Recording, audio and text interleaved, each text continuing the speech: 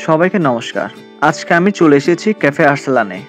জায়গাটা হুমায়রা কমিউনিটি সেন্টারের একদম বিপরীতে বুড়িপুকুর পাড় গুমদন্ডিতে।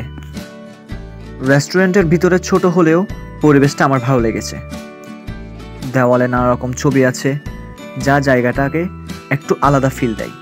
আর উপরের অংশটা বেশ সুন্দর সুন্দর সুন্দর লাইট দিয়েও সাজানো উপরের অংশটি।